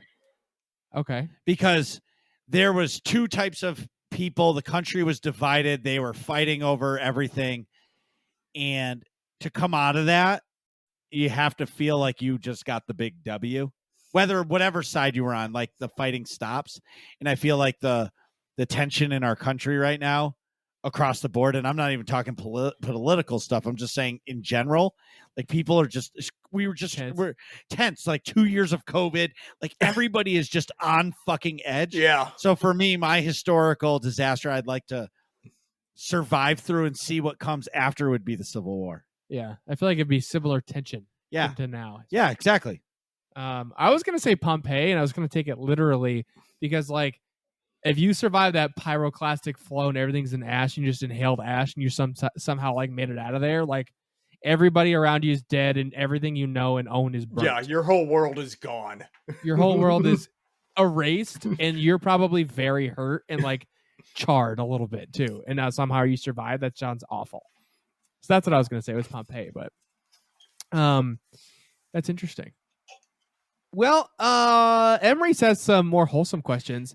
And they're broken down per person, but I think we can all kind of answer. We're all going to answer it. We're all going to answer each one. So Emery's Gaming says, if you pick... Who is this one for? This was for you, Marcus. Okay, so I have to go first. Okay. If you can pick one memory from your family that you think about all the time and love, what is it? Oh, fuck. So there's two. I have to give two. Okay. Fuck. I have a few. Two. Okay. No crying. Oh, fuck. This one's hard. So when I was a little kid, like my kid's age, okay, there's a reservoir near us, and my grandma used to rent a house on the water every year for a week. Okay. My uncles would go. My mom would go. Everybody would bring their boats. Now, I was a little kid. Yeah. I don't know if I think I was 5 or 6. I don't fucking know.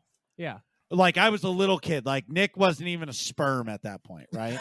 Yeah, exactly. Like I was a little kid. And I'll never forget, I woke up in the morning, and it was the first night we woke up in the house we rented for vacation. Yeah. And my grandma and my mom always had a tradition. When you go on vacation, you get a new toy for vacation. Okay. So you're not always asking to go to like, if there's a store you go to ask for something. So like, like you go, you have the new thing and you enjoy that for the week or whatever. That's right. Yeah, that makes sense. I'll never fucking forget. I got a Leonardo Ninja Turtle. Oh, nice. No shit. And I woke up and my grandma got me it. Yeah. And I will never forget that day in my life. Of course, I don't have the toy. I probably fucking broke it. Right. Because I was an animal. Well, I'm glad the apple didn't fall far with your kids. Yeah. That's like childhood memory. Yeah. Adult memory. Honestly, it was last year, 2 years ago. I can't remember. It was just myself, Carrie, and the kids. We were in Cape Cod, and we rented this dope ass house, and it was just us. And we were just sitting outside on the patio. The kids were playing with this, like, have you ever seen like the life-size Connect 4? Yes. Yes. All right. The giant dinner plate connects. Right. Yeah. And my wife and I were just sitting on this beautiful patio furniture. In that moment, it was just like, it was just myself and my family. Like, I'm sounding selfish when I say it, but like, it was just me and my family. There was no phone calls. There was no work. There was no bullshit. Those moments are rare. Yes. Yeah. They really are. Like, it was just us sitting there, and I'll never, ever forget that, because like, I don't ever get just that where it's just my 4-pack. You know what I mean? Like, I love my dogs, but like, my dogs aren't there. It's just the 4-pack of us. Yeah. And like, I won't ever get that moment again. Like, we might be together, but it won't be that moment. And I don't know what it was about that moment, but that moment still to this day makes me feel so good. That's awesome. Okay. Hell yeah. Nick, I'm calling you for number 2. Oh man. I honestly, it's tough to pick. I have a few cool moments, you know, like,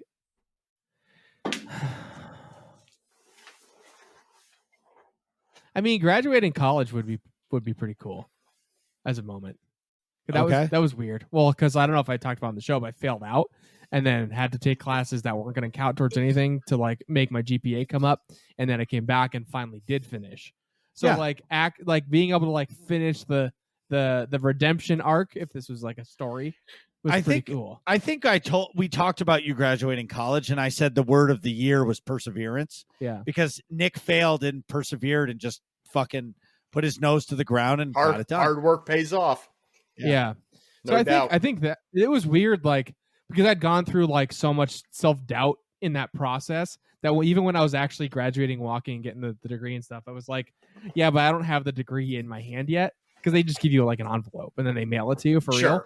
Because they're still grading tests and stuff at the ceremony, but like, so it was weird because you're going through like I don't know, I didn't believe it almost. So like, that graduation moment started the process of me like being able to accept that I did it. You know, I got the redemption. Yeah, you got it. You can move forward. Right, and then I find, you get the thing in the mail. It's like, okay, no one can take this away from me. Yeah, here we go. I hit the life checkpoint. So that was pretty awesome. I think if I'm picking one moment, that's probably a good one, because I don't know of like I have lots of like, I'm thankful enough to have like a lot. That's not true. I got a few sports moments. Like, I'll never forget, I went to the AFC Championship game for the Patriots. I think it was on the road to their 2004 Super Bowl or 2003 Super Bowl. The one they played the Panthers, so Carolina. So I think it was the 2004 Super Bowl. I'm 8 years old. My dad got tickets somehow through some connection. Whatever. And it's like, we're sitting in the third row and I'm 8. So like, I'm so little that like I have to stand on the seat to see in like the field. And I'm in, I think I've told the story before, but like, it's freezing. This is January. It's AFC Championship game. And my dad's like, all right, well, I can't not bring my son, but like, I have to prep him because it's like so cold that it's, late January snowing. Yeah. So I'm wearing like regular socks, wool socks, snow boots, like sweatpants. You look like the kid from Christmas Story. Exactly. I've got like 4 layers on, like, and everything. I think I had like 4 hot chocolates during the course of the game or something. I'm like, can barely move. And that, yeah, and it was awesome. That was an incredible memory. I remember seeing Brady like throw a touchdown pass right in front of us. It was in the snow. It was awesome. They beat the Colts. Fuck Peyton Manning. That's all I have to say about that. Yeah. What about you, Ironworker? I forgot the question. What was the question again? Oh, sorry. So If you can pick one memory from your family that you think about all the time and love, what is it? Okay, well, I come from a long lineage of serious golfers. okay. And growing up, I wanted to play basketball because I was, at the time, short, white, and couldn't jump, so it was a natural fit. But no, my dad would have dumped every dollar he had into me playing golf. And my kid just started picking up the golf club earlier this year. Like, seriously. Like, I'd take her to the driving range before, but she got into it this year. And my dad took her golfing yesterday. And he goes, Tim? Well, I'm Tim. Okay, hey, Tim. Yeah. He says, your kid has the exact same swing you did when you were younger. She says, she is aggressive and she is violent and she hits the ball a long way. So I was like, huh. I mean, I don't just like, I passed that on to her naturally. I don't know. I just something cool about that. That is wicked cool. I get you. That's awesome. Yeah, I mean, I made that was like a proud dad moment, you know, like. Yeah, absolutely. You get to like see that sense of pride in like in your kid. I get it. So Emery's also asked, this one's for me. What is your craziest paintball memory? And this, I don't think Emery's realizes this is applicable to Marcus too. So I still play paintball, but I have 2 that I can think of at the top of my head. Well, one, I wasn't playing, but it was a crazy memory that I think back on. So like paintball is, like other sports, you can do crazy stuff like in short periods of time. It's really hard to do that.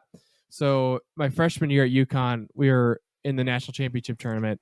We're in the semifinals against Temple. And now Temple was in our conference, meaning we'd played them in 2 other tournaments already. We already played them 4 times or 3, a couple times already. Wait, was this collegiate paintball? Yeah. Oh, yep. I didn't know that was a thing. Be honest with you. Okay. Yeah, actually, that's cool. My college paintball marker is on the wall behind me. I don't know if you can kind of see it, but I retired it officially this year. But it's so we're playing in the semifinals against Temple, and we were friends with Temple, and we were like sharing strategies and stuff and helping each other through the tournament. And then we realized we make Sunday, which is the playoff portion of the tournament, and we're both like, oh crap, we're gonna end up playing each other, so we're not talking to each other now. But we play Temple in the semifinals. There's, at the time, the matches were 2 10-minute halves, which is a lot of paintball. But first half ends at the tie. Second half is going along, and we're down by 3 points. So I think the score is like, I don't know, 5-2 or something like that. Long story short, there's 2 minutes left of a 20-minute match, which is, right at the end. And we end up scoring 3 points in 2 and a minute and a half to tie. No, we were down by 2. Sorry. So we took the lead with the last 2 minutes to go, and it was crazy. The announcers were going crazy. The fans were going crazy. We were going crazy. We ended up winning the match, and we go to the finals and get absolutely blown out. But still. Yeah, I think the score of the finals was like 14-3 or something crazy. But yeah, it was, so going through that was awesome. And then recently in a tournament, I had a 4, so it's 5v5 is the standard paintball point, but I had a 4-pack and I did it all in a run through. So like, meaning I ran by and shot 4 people in a tournament, which is pretty cool. That's cool. And then hit the buzzer. Yeah, that was awesome. That was the last OPS I did that against a local team, Apex, that we always like are kind of rivaled with. So I bunkered one guy, turned my gun, the other guy who was looking the other way, shot at the next guy in the back, and just ran down the field, and I shot somebody in the corner, and then somebody was at the home, and I picked the correct side to run by them and shot them in the back, and then hit the buzzer with like 10 seconds left. It was awesome. That sounds cool. It was that was like cool. A very selfish moment. I like it though. I'm kind of excited just hearing you talk about it. Yeah, hell yeah. So for me, I was coming off. So the first time I ever played tournament paintball. Yep. For the first season, we went winless. Was that NEXL? Yes. Yeah. And the last event, nobody from the team but 5 people showed up. Oh boy. You need 7 to really run a team, but we fucking did it. We were exhausted, and we just ran it with 5 people. Like other teams felt like, holy fuck, they're going for it. They were helping us pod. They were doing everything. That next season, we came back and we took second at one of the events, and that has to be one of the best moments ever, because like you come back from being winless and to put a squad together and you come back and take second. Like there was no chance we were going to win it because the team was just too good. Right. Who did you play? Do you remember? Preferred Mob. Oh yeah, no, they went. Yeah. But like doesn't matter. Yeah. The point was coming out of perseverance. Yeah. You come back and you just grind and you get a W. You probably played against Calvin, actually. Oh, I did, probably. So, Ironworker, we're going to put this into your world. What's your craziest golf memory? Yes. Okay, I shot a 67 after not shooting sub 90 all year. And it was in the Building Trades golf tournament. Wow. Yeah, it's because you had to flaunt it. You got to be like, you got to show these other fucking workers what's up. Yeah, I mean it was carpenters, laborers, electricians, pipe fitters, plumbing. I mean, every trade in the area was there, and I was one of 4 Ironworker representatives, and the other 3 were playing from the senior tees, so I was the only one in my division. Now that's the 60s. 67. Oh, sorry, 67 with no handicap. No handicap. Damn. 5 under. And That's it was on a course that I hate. Of course. I'm 6'4". I hit the ball a long way. Not always straight though. Yeah. And the course we're playing on is like 18 holes of like ball placement. Like you got to hit the ball like 210 yards in this spot. If you hit it 215, you're going in the creek. And I had the round of my life and brought the title home for the Ironworkers. It was cool. All right. Hell yeah. Emrys asks for the guest. For you, Ironworker. Ooh. What was your earliest video game memory? Oh boy. This is gonna date me. Go for it. Well, you already did with Pac-Man. I remember playing Pac-Man on the Atari 2600. Damn. Yep. And that was probably 86, maybe? 85, 86. So I was 2 or 3. What about you, Nick? My earliest, I mean, I was just thinking about it. It's got to be either one of the games that my dad was playing on the computer when, like, that was in the closet of the guest bedroom when he was taking computer science classes for or a class, I think, over the summer, or like the video game, the arcade in the movie theater in West Springfield. So I remember going to the movies and being like, "Oh, let's hit the arcade." Like we go early to go to the arcade, and there was like that Star Wars cabinet with the joystick in the seat. I'm sure there's earlier memories, but mine is also the arcade for Teenage Mutant Ninja Turtles. It wasn't Turtles in Time, but it was like a stand-up arcade, and that defined my childhood. Yeah, like it's not my earliest video game memory, but that defined my childhood. Did you ever remember the Dragon's Lair arcade game? That was before my time. It was like in like the dome shaped glass, and it was like 50 cents when every other arcade game was a quarter. Yeah. And like you couldn't get on it because there was a line for it. Yeah, they played that in Stranger Things. Oh, they did? Yeah. It's a dope game. Like you should play it. If you can find it or find like a emulator or a handheld. But anyway, all right, I'll move on while you're looking at that. Okay. Quinn asks 8-bit or 16-bit music?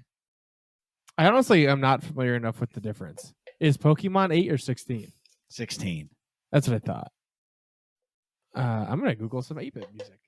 So I'll say I love 8-bit, like Metroid.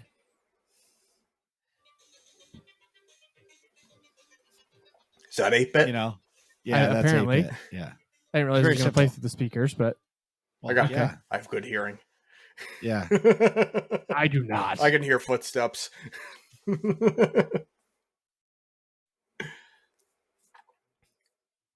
I don't know. It probably depends on the track, right? Well, sure, but like, I feel like all I know is 16-bit, so I'm going to go with 16-bit. all right. What about you, Ironworker? I have to think like 8-bit's very nostalgic for me. Yeah. Like I think of like MIDI tracks. It's probably 8-bit for the most part, right? I think so. I mean, like, for me, 8-bit's too old for me to have the nostalgia for it. Which I don't mean to call you guys fossils, but Well, I guess. get it. I get it. All right. I'm okay with it. So like, I'm okay with if it. I'm looking back in the time machine, like 16-bit music is like the old. Like I'm trying to think, like Pokemon Yellow and Red and Blue are like the That's like oldest- your childhood memories for. That's Yeah. 8-bit. Yeah. Oh, is that 8-bit? Yes. Oh, okay, then 8-bit. Yeah. All right, then 'Cause I then like 16-bit. All right. I like the opposite. The last one from Quinn. What natural wonder would you love to visit someday? Ooh. Oh, I got mine. I could go first. All right. So Lake Como in Italy. It's beautiful. Yeah, is that a natural wonder? Yeah, I mean, it's a. What do you want me to pick? A pyramid? Well, that's a natural wonder. Yeah. Like a place. I don't know if that would be a natural wonder. I mean, I'm it's not trying to- natural. I know, but well, whatever. You pick what you pick. Like I'm trying to think. The end of Casino Royale is at Lake Como. No. I understand that. I'm just saying that Like, yes, this it's is beautiful, but that's not a natural wonder. That was man built. Well, the lake isn't, but yeah, like the architecture around it is. Okay, Yeah. fair. I don't know. Circle back. I'll keep thinking. Okay. What about you, Ironworker? Does it have to be like a registered national wonder?